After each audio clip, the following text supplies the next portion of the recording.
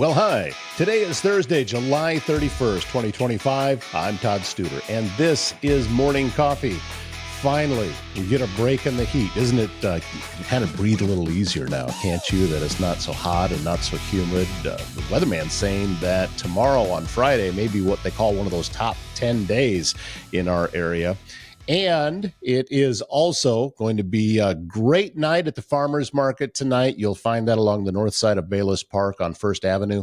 And there will be the Spirit of Courage Celebrity Golf Tournament on Saturday morning, and then the Spirit of Courage Gala Saturday night. So if you are in either of those, I'll see you there. I'm planning on attending both. But if you are not, did you know that you can still bid on silent auction items that night? So all you have to do is just follow the path on Jenny Edmondson Foundation website. It's jehfoundation.org, and you can bid on the silent auction items, even if you are not at the gala. So that is that's a pretty cool feature that they're doing this year.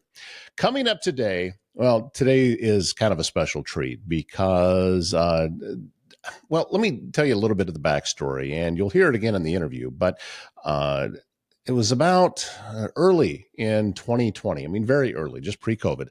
And I had decided that I was going to get into podcasting. And I didn't really know much about it. I knew how to do interviews, but as far as the technology that was being used and the latest things that are out there, didn't really know it. So I reached out to an old buddy of mine that I went to school with that I knew was doing a podcast of his own. And I asked him, and he said, you know, I could tell you, but there's somebody that knows even more than me. And his name is Nate McGill. And let me make an introduction to you, and then you guys can take it from there. And that's what he did. And Nate and I started talking.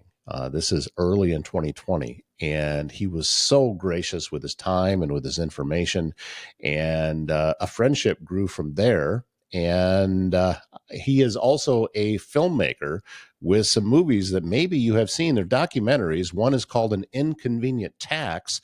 That was on Netflix for a while. And also another called American Made Movie, which talks about how things being American made kind of went away for a while, and now it's come back. So a couple of movies that Nate has been involved with and very instrumental in getting out there. And Nate McGill is our guest today because we're going to talk about podcasting. We're going to talk about what he has been doing with podcasting himself when it comes to, I call it small market podcasting. He calls it hyper local podcasting, but they're basically the same thing.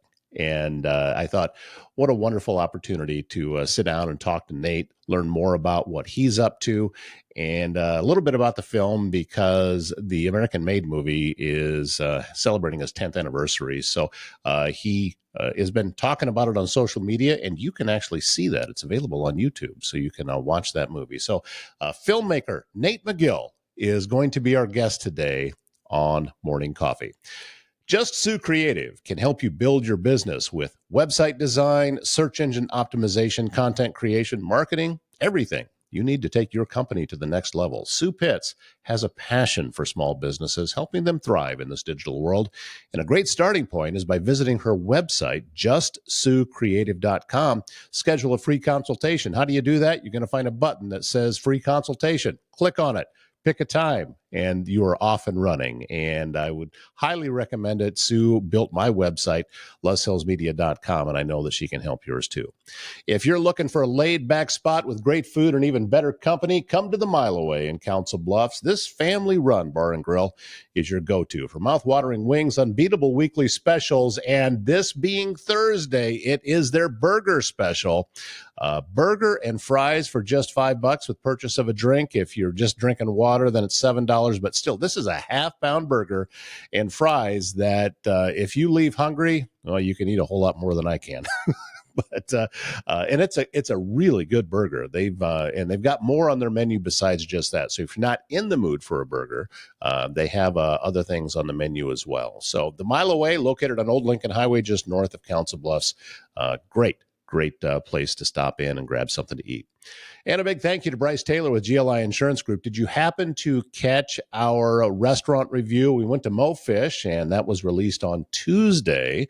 So you can see what Bryce and I had to eat, talk about some of the different things that are going on, and just how wonderful a place MoFish is to be able to have here in Council Bluffs. So that was on Tuesday's show. And if you missed it, go back and take a look. And while you're at it, you should get a hold of Bryce at GLI Insurance Group. It's a locally and family-owned independent insurance group, helping people find the best possible plan for them for over a decade. Bryce's office, just up the road in Crescent, north of Council Bluffs. So we go back to around 19, well, not 19, it's 2020, just before COVID. Right. And I have, oh, by the way, Nate McGill is with us here today, filmmaker and podcaster. And whether you realize it or not, Nate, my mentor going into this industry, that was you. And dude, that's so big. That's so big. Well, you are also my mentor. Really? And you actually, encouraged me to do a couple things we can get into. But yeah, hey, morning coffee. Yeah, absolutely. And grateful that you took some time to jump on here with me. And I noticed that you were putting some posts about a film that you had worked on 10 years ago, I believe it was. About a decade ago. And that got me thinking, you know what, I should have Nate on because we can talk about a lot of great things that have to do with smaller markets, of which, I live in, you sort of live in. We'll talk about it. Used to be a small market. Yeah, it used to be a small market. It grew. But tell us a little bit about that film that you worked on, an American-made movie. This is, to be honest with you, I haven't seen it all the way through yet, but I've seen a lot of clips, and it's on my list. My girlfriend and I have said, we're going to sit down and watch this thing. Oh, yeah. So that's coming up very soon. You will absolutely love it, Todd, because it was like, so I'll tell you, just the backstory is, just like you, we both have been in media a very long time. So I started in 1997 with a local access TV show. That became years on the road doing events and live production. Then it morphed into working on independent motion pictures during like the early 2000s, back when you could make a pretty good living from DVDs and things like that. And documentaries became like the bread and butter because you could raise like a couple $100,000 and tell a very high quality story that distributors would want to put out. And so right around the time of the economic crisis in 2008, we had put out a movie about tax reform, which thrilling. Tax, but everybody pays taxes. Yeah. So big market. They didn't know, the distributors didn't know what they could sell, but it was economic somehow. And so Warner Brothers was very kind and came along and scooped that movie up and kind of put us in this political area, and we're not really political filmmakers. So we wanted to do something that was like right down the middle. How could we help the country? And that's where we started thinking about American made. And we were like, what happened to that old bumper sticker Dad had on the truck? And where, because my parents worked in auto manufacturing growing up. So my uncles, grandpa, dad, everybody was in the auto plants out here. And those had kind of dwindled down, and manufacturing we felt was in decline, but we really wanted to explore it again. And we said, well, let's make a movie that kind of helps generate that interest. I mean, if they could put organic groceries in the grocery store, we should be able to put Made in the USA labels back on products again. But it was 2010, 2011, and everybody thought we were just nuts. And they were like, nobody cares about that. But luckily, a local investor here, Clyde Strickland, local philanthropist, gives like so much of his time, talent, and treasure to all kinds of local stuff here. Went in with me, and he was like, "Hey, I'm crazy too. Let's go," and help fund the effort. And we ended up making a movie called American Made Movie, and we started in like 2011, I think. And then by 2013, we had released that into theaters. We did a 32 city tour. We had spent times in all these different cities and places connecting chambers of commerce to technical colleges or some kind of workforce development hub to build local audiences wherever we would travel. And that way we weren't dependent on any kind of form of distribution because we had already seen DVDs and physical media get a little bit disrupted. So we kind of just put our focus in that effort. And because we worked with lobbyists and Congress, members and local chambers and businesses and manufacturers being the biggest part of it, companies like New Balance and Viking Range Corporation and Louisville Slugger and these iconic American brands were really the stars of the show. That helped generate the change necessary to get people talking about Made in the USA again. And I sound like Al Gore claiming that, he made the internet if I tell people we brought back Made in the USA. But while the movie didn't necessarily do that because of the fan reaction to this documentary, the connections and the bringing people together and, getting one think tank to talk to another and one person talk really did have like this big effect on marketing, because we could sit in a group with Walmart, which we did in Washington, D.C. one time, and other people and say, look, you can go hire LeBron to sell sneakers, or you can just, market the American worker and you don't even have to pay them. I mean, they're free. And the American worker, people want to buy American. And if we tell people that their dollars can make change happen and can stay in their local communities by what they spend, then that's a really, really good thing. And I think it felt right. It wasn't political. It wasn't left versus right. It wasn't any of that. It was just consumers, you guys can make change. And who's not for Made in the USA, really? So yeah, that was 10 years ago. It's been a long journey. We've come a long way in 10 years through ups and downs. But unfortunately, this summer, this month in July, we always have some kind of screening or some kind of celebration, or at least a Facebook post or something about American Made movie come out around the 4th of July. And a few weeks past, Mark Andel, who ran the Made in America store, a Made in the USA store in Elma, New York, who was a main character in this movie of him like putting the store together. Well, he passed away this last week, unfortunately.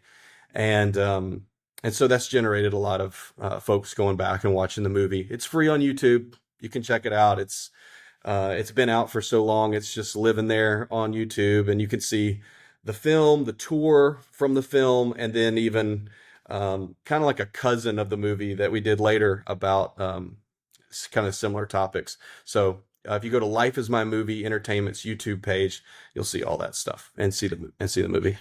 When you first started this, were you going into it with the intention that you were going to narrate it? Because I really enjoyed that. Well, thank you. You have a just an all-American tone and sound to what it is that you do when you're narrating. And I was just curious, going into it, was that the plan, or did it just become out of necessity? Because I know that can happen too. Well, yeah. We can't find anybody, so somebody has to do it. Well, that's true. We had a celebrity of sorts on board to do it. He was getting ready to do it, and which was Mike Rowe from Dirty Jobs, believe it or not. Wow. And I need to contact him again, because I really would like to reconnect with him. He's still doing great stuff, and the trades and blue collar. And I can't remember why, but for whatever reason, kind of at the last minute, we had to have some changes. And so I was like, well, I've done the scratch, voiceover kind of in writing some of the script. So let's just go with it. And my partner at the time, Vincent Mentorio, he was very kind to let me keep my voice on there, because obviously, as producers, we were looking for somebody who was marketable to be a part of the movie. So had you done a lot of voice work up to that point? Because listen, I've recorded over 200 audiobooks, and I know some of the part that goes into it. It's brutal. When you're doing long form narration, it's not easy. And correct. It takes a lot out of you. I don't know how many words you had total throughout the movie, but there's only so many you can do in a day. Otherwise, when you come on the next day, your voice doesn't sound the same. I really loved that process. And I think it was just, I grew up in the 80s, and we were always emulating, the movie makers we liked and the musicians that we liked. And we would, play in a Beatles cover band or whatever. It was like we're always emulating those things. And I'm actually a travel channel nerd. So I love those docs with voiceovers and you would watch even though the old Ken Burns documentaries. I just love a good voiceover. And I know when I went to get my MFA with screenwriting in Kentucky, they told me like voiceover, stay away from it.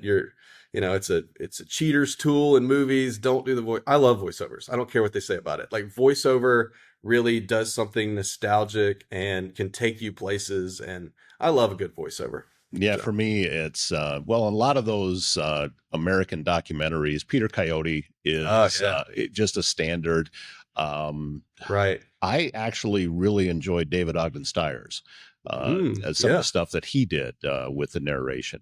I know everybody goes Morgan Freeman, and that's Well, he's like he's the the gold iconic, standard right? now. Yeah, but there's so many other people Well, that are out there Is doing it it. Lev Schreider or Lev?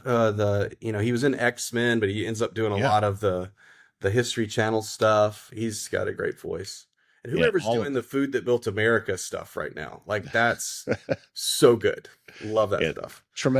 Tremendously talented people out there. And let's roll the clock back, as we said in the beginning. And early on in 2020, I decided that I was going to start a business. And somebody had mentioned to me a couple of years, but you ought to get into podcasting. And my response was, well, that's dumb.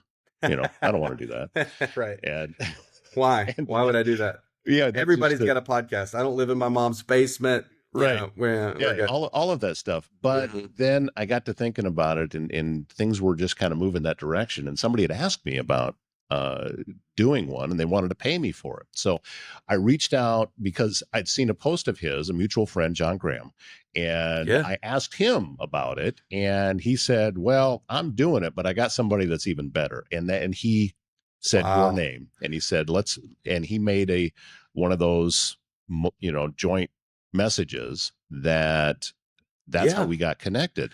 that's And right. you were incredibly gracious with your information and your time, and the way that you were putting things together. And that's where it all started. That's And amazing. anytime I had questions, you were always there to answer. Hmm. And Yeah, we had many good yeah, phone calls. Yeah. yeah. So uh, I'm internally grateful because, as I said, I don't know that all of this exists without having you there in my corner to be able to kind of guide me over a few of the bumps, which, by the way, there's going to be. Sure. I have told, because I produce podcasts now for a lot of other people and organizations, and part of the initial conversation before they ever sign up is you got to be willing to suck for a while, Yeah. and it's okay. Hmm. It's all It's right true. because you're building a library. This is not appointment listening. This is not the way radio was or television is, that hey, if you didn't see it right then at 7 p.m., then you're going to have to wait 6 months for a rerun. It's Right. not like that anymore. Hmm. Once they're out there, they're out there, and that's what I love about this medium. Yeah, me too. It's on demand. People can pick it up, listen to it. It's topical, so if you're into a certain kind of topic, Hmm. then you can find information. I'm a long form guy, but even the way that you can take this now and using just a few AI tools, create reels out of the stuff we're doing right now. I mean, it's just the game is changing every single day. And what I loved about podcasting when I first got into it was just it was and has always remained the wild, wild west of media because one person's setup is an island and the way they do it is the way they do it. And, I've been able to talk to a lot of different podcasters now that have different business plans and different formats and different types of show and different ways that they monetize. And I think you just have to be a fan of the business models, to really be getting into it. I know a lot of our conversations are kind of wrapped around like, okay, this is good. Now, how do I make money from this? Right. Well, and Yeah. we both were able to do that. Yeah. I think in different ways. Right. My philosophy is to treat what it is that I do the same way that I did in the small market radio world, which I spent the majority of my career. Right. Because small market radio and large market radio are two entirely different products, and they may both come in over your car radio, but past that, That's it. Very, very different. And that's what you were doing with your podcast. You were in, well, technically, I looked it up that Lawrenceville, Georgia has a population of a little over 35,000 people, Right. which you're part of the Atlanta metro. Yeah, and So it's we did that podcast. So that podcast was through, I worked with Gwinnett Magazine, a local publisher, and I was an employee there for about the last 6 years. But I've always just I'm a big fan of that publication and always will be. And so it was a very sweet season for me. And the CEO there was just super generous at the time that I came on, because it was 2019, 2020, about the time that you were getting started. And I had known him and I didn't know what I was going to do next. I'd come out of films. I'd come out of some personal crises and different things like that, as we all go through.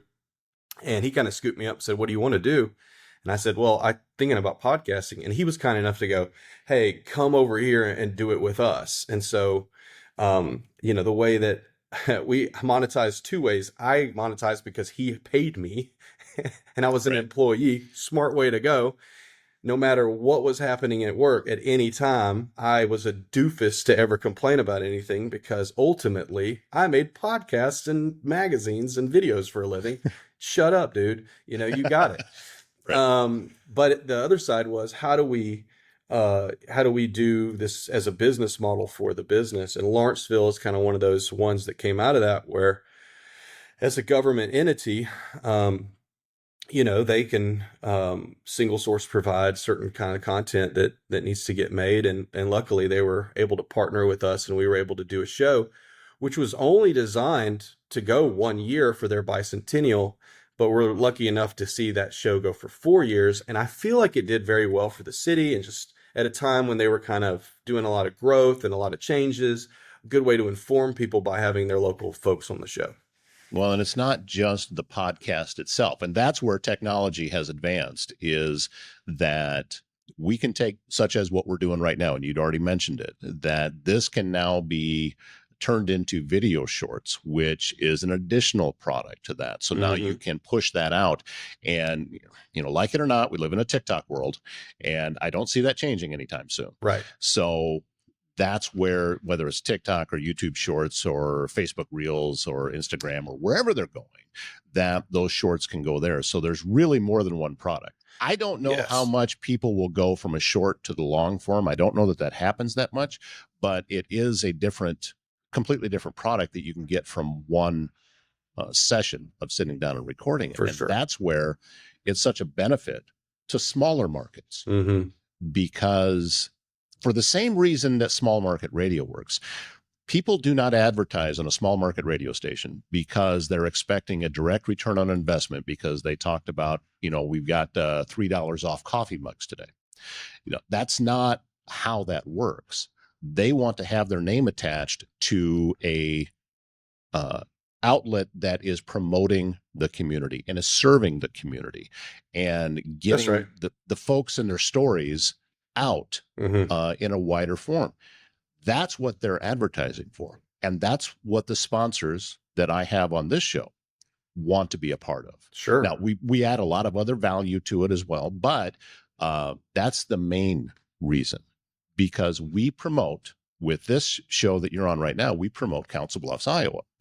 And with what you do, there is such a connection, I feel, from what you've done in Lawrenceville to what we do here. And that's why I wanted to have you on, because we're not an island. We don't live in a bubble. Yeah. We are connected to, whether it be Nebraska on the other side of the river, or whether it be even a completely different region of the country. We are all connected in a way, and we're doing similar things. And you have already done that where you're at, which is, I just think is so cool. Well, I really didn't do much at all. I sat there and, I was kind of the host of the show, of course, but I'm facilitating conversations around the table with some incredible people from the city. And, Melissa was really the producer of that show. She was the communications officer there in the city. And I think that's what guys like us do best, is we kind of get out of our own way, and we facilitate the conversations that need to be had in the public. And so for Council Bluffs, it's kind of like, you have a place that people can come, this third place where people can have a conversation about things going on in the city, and people always know to come to you. And that content's generated and put out online. It's put out on social. It's put out on the video feed. I mean, I think I watched Morning Coffee here in Georgia. I watched the show on Facebook, I think, most of the Yeah, time. yeah, at least on Facebook. Yeah.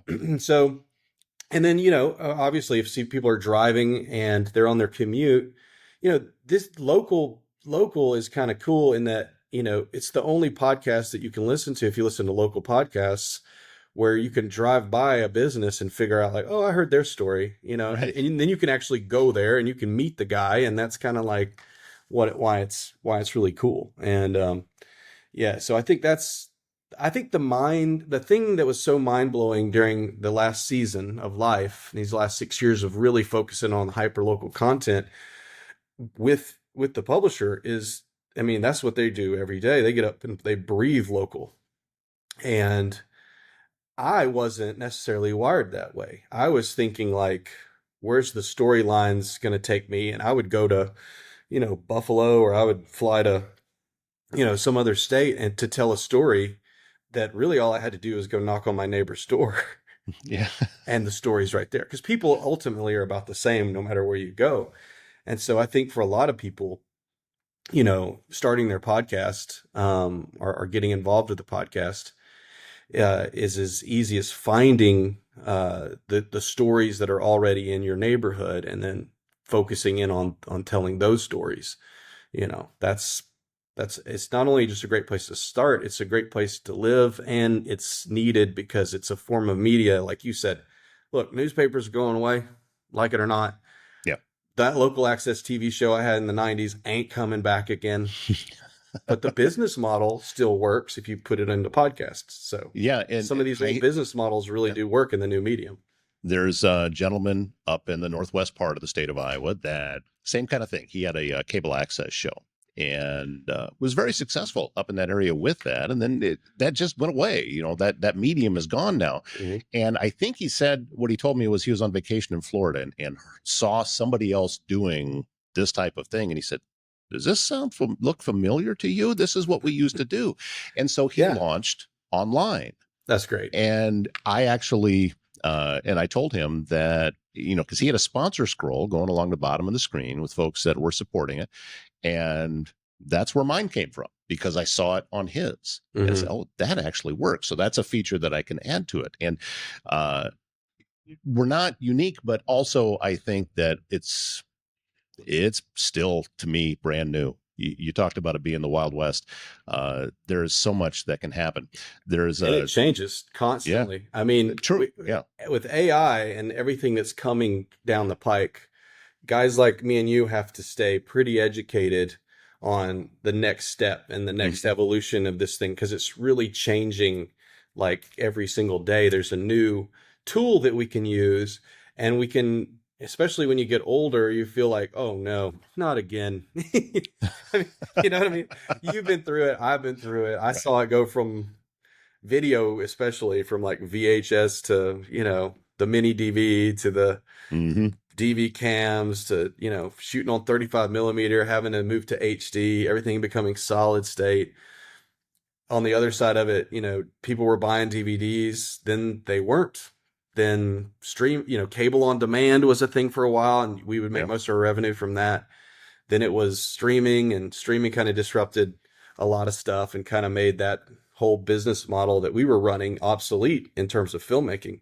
But looking back, if I'm honest, like most of the documentaries that we made could have been podcasts today, because they all were. I mean, if you look at just the true crime podcasts or the documentary style podcasts, and there's distributors out there that are actually looking for that content and willing to give you a budget to go tell a story like that. So there's all these different levels of, just because it's a podcast, all podcasts are not created equal, and everyone's kind of a different beast. But AI coming is like, some of these podcasts are not even people anymore.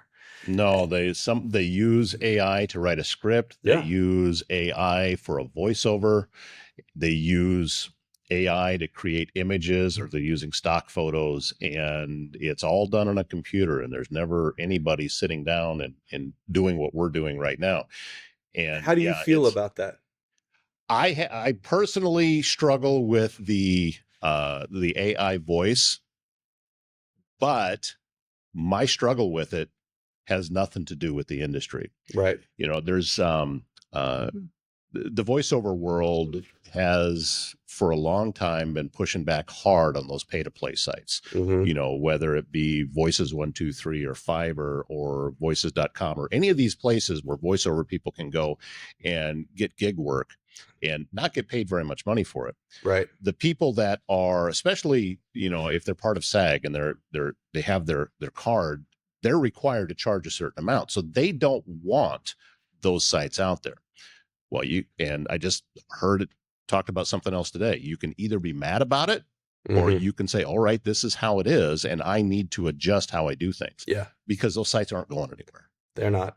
And neither is And the AI thing. And so no, it's like, okay, but I think you're a little insulated in a local environment because obviously you can't like create a fake personality or a host in a small town of, you yeah, know, 40 or 50,000 people or 60,000 people. And Council Bluffs is what you said, 65 yeah, ish or just something. just under 65. We're about 63 and some So change. you're probably not going to get away with, trying to run a scam on it, but because some people, that's basically what's happening on a national level.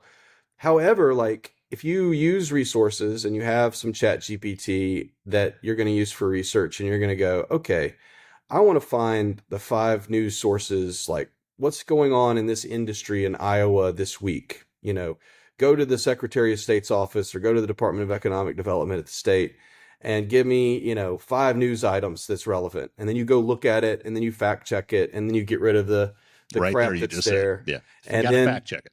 of course. And then, but you've sped up the process a little bit on your research side. So now you got some news items. What you could do too is like if you've got tools like have you heard the Notebook LM voices that they have on Google right now? No, It sounds like a Christian radio morning show. Like the voices are that good. But they're using them in education to teach kids podcasting in elementary school right now. And so they're generating podcasts using chat and using Notebook LM, and they're creating the voices. Like my kids going through a podcast course and they don't record the podcast, they use the AI voices. And I'm like, what's happening in the world? And but then businesses, you try to figure out, well, how can I run this? Well, if you don't have the time or the wherewithal to go and record, an in-depth piece of content for your newsletter or something, you can do that in full transparency to say, hey, we've gathered, using AI, we've gathered this and we've done this. What you can't do is build third-party credibility that way. So you can put out content, but what makes what you do different from all of the AI ways to do that is that you sell third-party credibility and that they come on the show and they talk to you and you're talking to them about what they do. And just by the nature of you having me on the show, like you're kind of like you're giving me the kudos and the praise and the recommend, the all that, and people who love your show, you've endorsed that business or that city, and that's the product that you can't get from some of the new tools. But we can still use the new tools, and we're going to have to because it's been the nature of our business the whole time, yeah. right? We look back, and you talked about technology changing. For me, the one product that stands out more than any was the late 90s. You remember digital audio tape? Oh yeah, of course. That was That tech wild. that technology lasted about an hour and a half. And then something better that had come along. Yep. But we had bought it at the radio station where I worked at. So for 2 years, we You were had to use it. recording shows and things on digital audio tape. Yeah. And it was Hey, you can clunky. record over it and it doesn't have the generational loss. I Right. mean, I remember the pitches where they were Yeah. like, hey, you could do, and yeah, digital tape didn't last very long at all. No, but it was slow. I mean, because the heads would have to come up and in radio, and especially when you're live, you need instant, Yeah. and this was not. So you had to plan ahead. All Yep. right, okay, this is going to take about a second and a half, so the ad's ending in about a second and a half, so let me push it, and so Hmm. we're running digital ads on a computer and recording national talk shows on digital audio tape. It was a weird time, but that still is going on. You Yeah, know, for Chat sure. GPT, for all of its wonderful uses, is not perfect. It's not And perfect. It will displace creative jobs. There's just one thing. Is like AI will displace creative jobs. Like it or not, it's going to displace in a multitude of ways. It's going to be the low end writers, and people are going to not really be valued that much. A lot of people are going to have experience when they come in to work at a place, because you could basically go get, you know, an employee anywhere, and get them running a process to generate scripts and content. And you don't need a writer. You don't need somebody who's written novels. You don't need somebody who's worked in journalism their whole life. You don't need, I hate to say it, but that really sucks. And so the other displacement is that you're going to have older guys like us that go, I mean, we're kind of the ones that are going to be making those decisions ultimately, because it's like, well, I could hire somebody over here to help me as an assistant, or I can use an AI assistant that's free. Hmm. Or maybe it's time I go start a business because I'm looking at AI and I'm saying, oh, okay, I can actually, I used to feel like I could start something if I had three people with me. Now I don't need any people with me. I can just go. And it might be time for that. So I think you're going to have like all kinds of stuff happening just because of the new technology. Every time this happens, and now that I'm like, just a little bit older, I can say, hey, I've seen this before. I kind of know how this wave's going to ride. It's going to be much bigger than people think it is. And if I don't get on it right now, I'm going to be behind in a couple years. So I got to go jump all the way in the pool, and just we're going this direction now. And so we're going to pick our market, we're going to go hard, and we're going to go fast. And that's kind of like, I mean, that's the chapter I'm in currently. That's, I think, where we are in media. So I think that it's worth taking our time to go back to. Here's a good example, and also why you are my mentor. okay, A couple years ago, I wrote a memoir called A Damn Mess, which is a book, and put it on Amazon. And I did it in twofold because I had one really important book idea, I thought. And I didn't want to waste it trying to learn how Amazon distribution would work. So I just took, that's how I ended up at a memoir. Is like, I have all these journals and my own self help therapy I've written to myself and put, with posts and stuff. Let me write that and then see how this publishing thing works on Amazon. And it amazed me that, while having somewhat of an understanding of how publishing businesses work and how distribution works, that I could just by myself on weekends write a book, do the cover for that book using Canva or whatever. And I'm not like a graphic designer guy. mm-hmm. Then I could upload that, with a template form, get it distributed, and start getting paid monthly from releasing that book. And that book did like 7 grand. And so I was like, I didn't have to pay to print this. They just print it and they take a cut.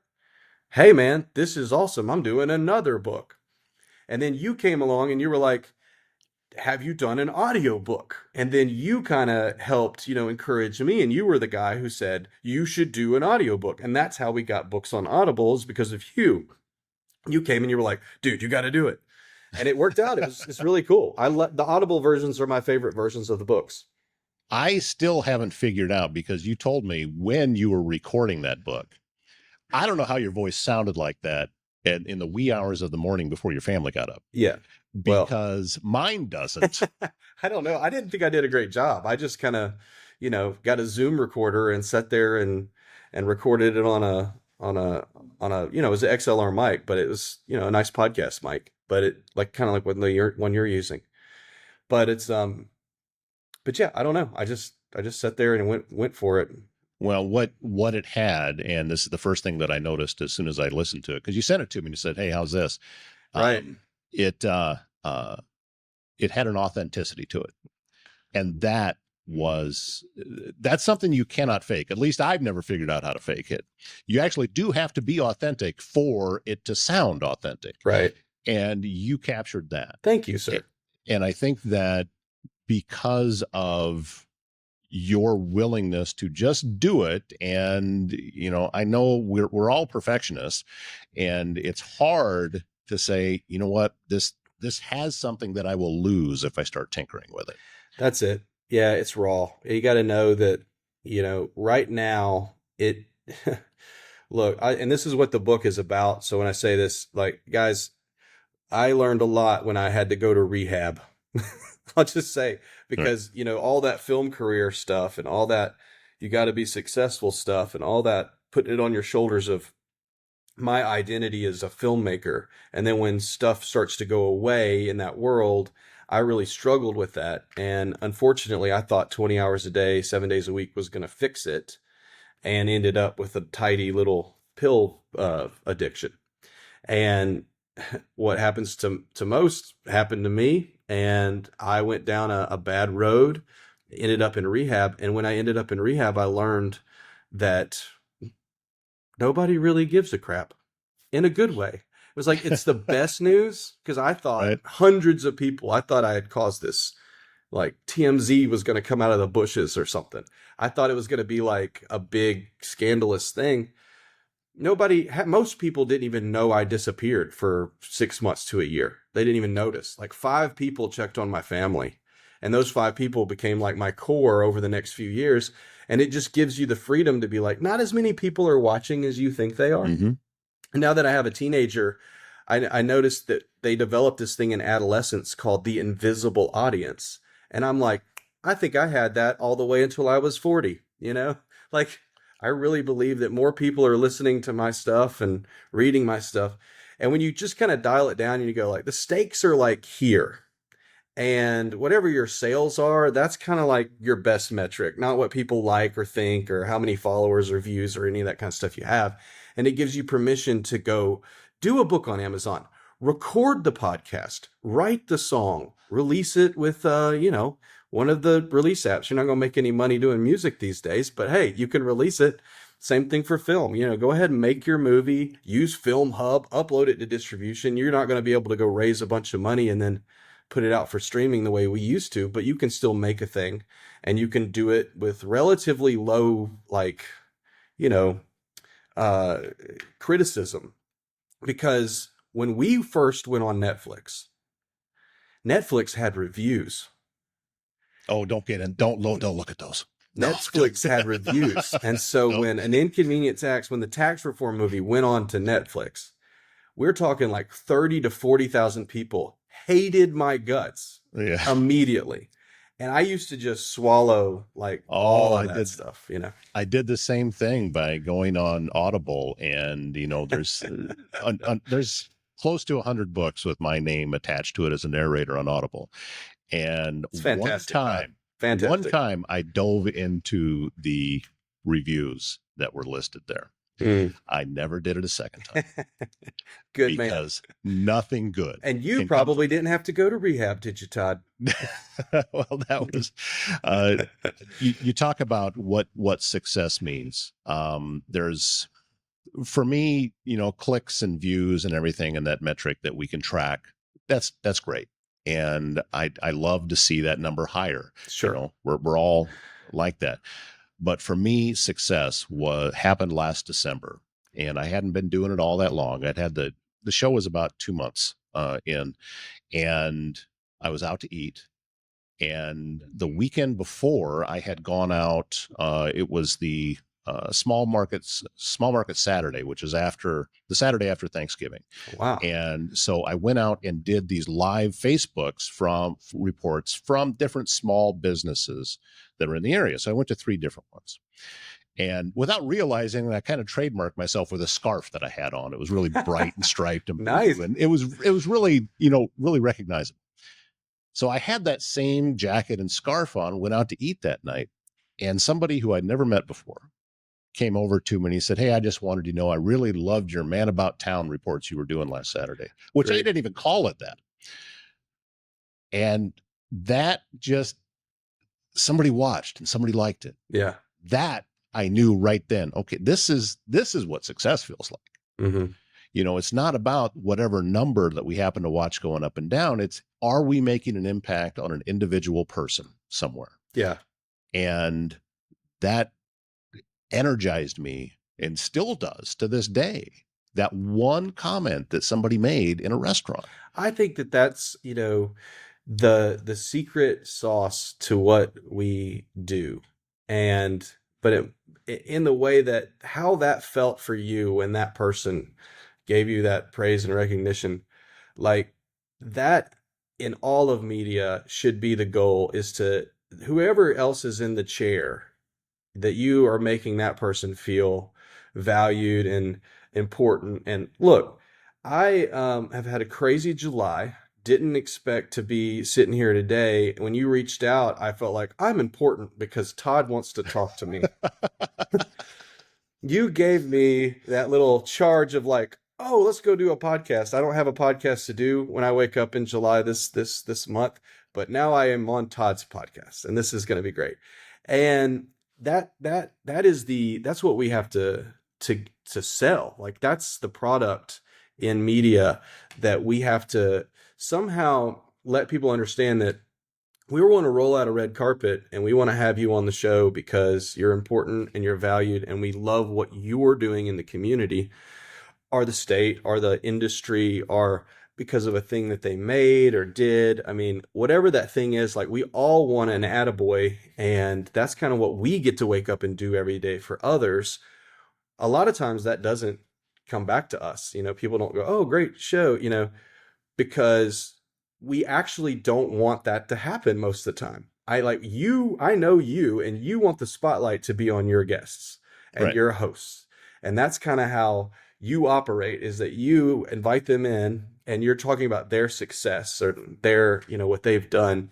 And that's great. But because you do such a great job at that, you probably don't have a lot of that attention coming back to you personally, because that's great when you hear it, but it's not necessarily the business that we wanted people to call the guy that was on our show and say, "Hey, I heard your podcast. It was really good." And then that's when we really won, right?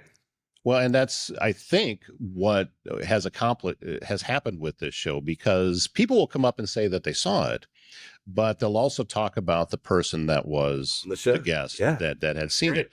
I've told people many times that, look, I'm not the voice of Council Bluffs. I'm a conduit for the voice of Council Bluffs. I'm giving a platform for those voices that have stories that aren't being told, Right. past, inside of their family. And also, I can put it together in a way that shows them their best light. It's something I tell everybody with the first time they sit down and talk to me in a studio, that, look, I'm not 60 Minutes. I'm not here trying to, pin you down and play Right. gotcha questions and all of that. My job today is to make you look and sound as good as I possibly can based on what it is that you give me. And without ever changing your words, we're not going to, I'm not going down that road. I don't come Yeah. in with a preconceived notion of what story I want to tell. I find out about the story. I have your name written down here, Nate, and that's it. There's Well, no prepared questions. And that's the way that it is for anybody that comes. I don't prepare questions. I ask, look, is there anything that we need to cover to make sure that, we get that information out? I think you're that good But- where you don't need questions, whereas some people, like, you need questions. Like, Well, and because I they do understand because that, you have but- the years and expertise of how you know how to guide a conversation. And I think, like, we've talked a lot about podcasting, and this is a podcast about podcasting and media. And hopefully the people listening that are aspiring to either do their own show, or they're thinking about coming on your show, or they're just thinking about what it means to have a local market podcast, because, call us, because that's one of the other big pieces of advice, is that me and you talked a lot when we were both trying to figure it out. And you were in Iowa, so you're completely safe for me to talk to because you're not a competitor. Exactly. And I'm over here in Georgia, and I can be like, okay, what are you doing? I mean, you had that one show. I don't know if we should name the success at Iowa, but it was like, No, yeah, that's fine. Yeah. there's some things that were like, you know, branded very similar to what we were doing. And I think that's the thing too, is like, look, people are doing the thing you want to do already. Go find the people and get in touch and shoot them a DM and talk to them about it, because no matter how precious you think your idea is, somebody else is going to jump on it and somebody else is going to do that. And if the internet has taught us anything, it's like every idea that I thought was brilliant, somebody already bought the domain address. You know, somebody Hmm. already named the business or made the logo. And, you know, I'm flipping through trying to think about what's the new business name going to be for me. I mean, Lord, everybody's got everything, especially like in the media creative space, you know? So it's like, okay, well, we're going to start something new. We know we're going to do that. We don't know what it is yet. We have no plan. We're kind of jumping into the water and seeing what happens. But I can do that at my age with a lot in the same way that you can do a podcast without questions. It's just like, I've done it before. I kind of know what I need to do. I'm going to feel it out. But the first thing I'm going to do is talk to other people who are doing the thing that I want to do. And there's a lot of them. There's a lot of us. Yeah, there are, but at the same time, there's a room for so many more. Yep. It's that there's a stat, it's an accurate stat that 90% of the podcasts that have ever been started didn't make it past episode 3. Wow. And the reason for that is people go into it thinking that, oh, I'm going to be the next Joe Rogan, or I'm going to Mm, be the next whoever it might be. Well, Rogan wasn't Rogan for 6 years. right. He was doing that show for 6 years before anybody ever talked to him about making any money. And people forget about that. That they think that they're going to launch just with these huge numbers. Something else I tell everybody, you have to have a reason for doing it past how many downloads you got that week. That's a fact. And just the confidence to know like you don't need as many downloads as you think. If you've got a paid Mm-hmm. structure, if you've got a way to monetize, you know, I've had one of the best things that I ever did over the last 6 years had nothing to do with what I was doing like at work necessarily or for a career. It was talking with people like you and being able to like, you know, speak into what other people were doing. And one of my good buds had a YouTube channel and was just so worried about numbers. Mm-hmm. And I was like, you need to go sell something, dude. And so helped him, coached him into going and selling something in which he was going to make content for their channel.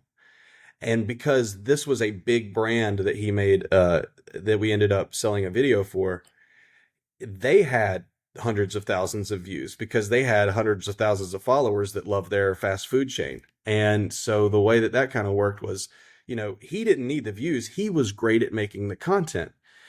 And that is confidence. Like you only need about 2,000 fans is what Seth Godin talks about. It's like you need about 2,000 raging fans and you could make a really, really good living off of Yeah. that. And that's what Patreon and sites like that have done for music and artists. And I mean, there's so many different ways to do it now that I think everybody should have the confidence. Like there's room, and if you're talking about a thing that has a fan base, um, then you're going to be okay. Like we didn't have fans as movie producers. Nobody knows my name. Nobody knows Vincent's name, who was my partner for years. Really, every film had a niche. Like there are people who are raging fans of tax reform.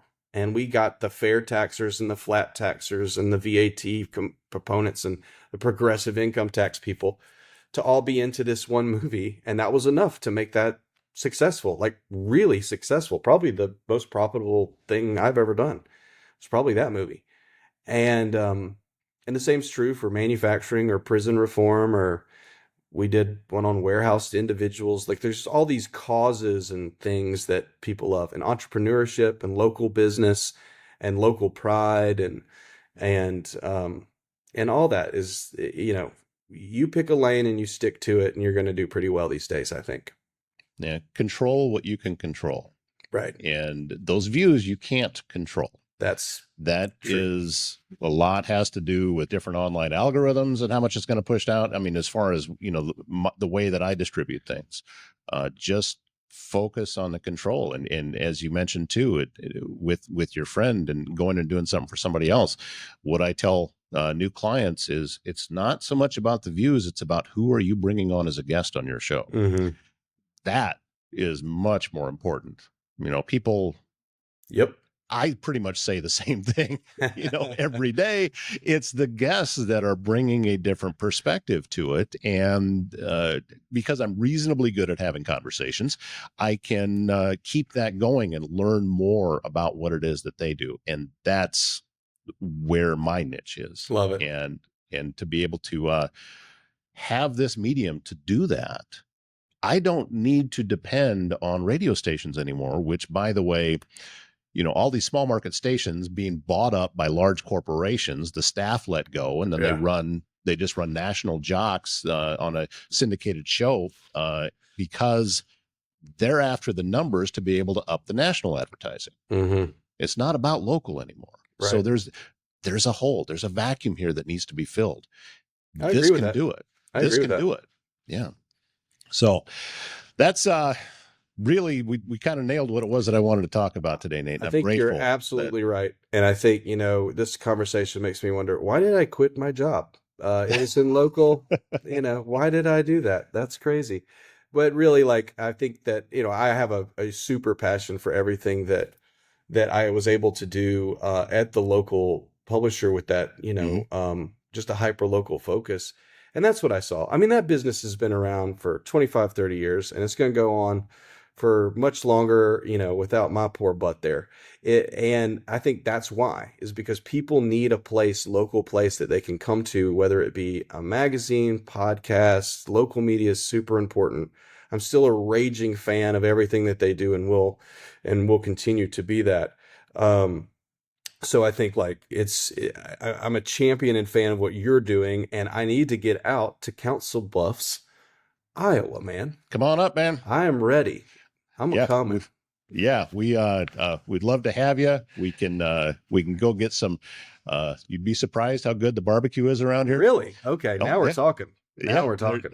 There's a few places in town that are really most great. Of my content really is. It's definitely what most of my weight is barbecue. So I've seen your posts online. Yeah, you're doing a lot more than I am, and I'm jealous of that. But all right, you let me know when the barbecue festival's in town, and I'm coming, and we have to have one. I don't know of a barbecue, we'll but throw it. Right there. There we go. Yeah, that's what we need to do.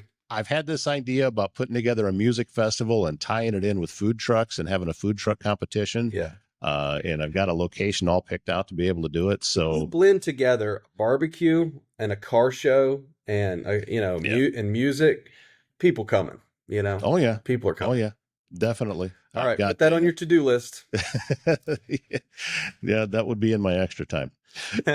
All right, Nate McGill, thank you so much. Grateful you, for, as always, anytime we get a chance to sit down and talk. Yeah, and thank you for all you do, because I'm a big fan. Nate's such a cool guy. Happy to call him friend. Happy that he's out there and doing what it is that he loves. And I'm really looking forward to some of the next projects he's going to be putting out. And hopefully we can talk him to coming back on again and get him up here to Council Bluffs. Wouldn't that be cool to be able to show him around? And I think we should probably set up a time where he can come and actually do a speaking engagement, because I know that he does that a lot too. He's really, really good at it. So big thanks to Nate McGill for being our guest today.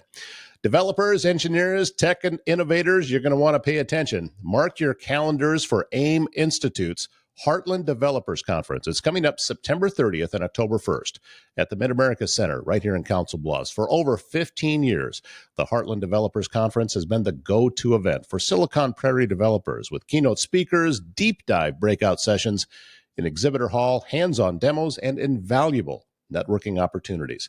Whether you're focused on AI, cloud, security, or emerging tech, you'll learn from industry experts and connect with peers who are shaping the future. So if you're ready to level up your skills, visit hdc.aiminstitute.org. Get registered and let your career take off.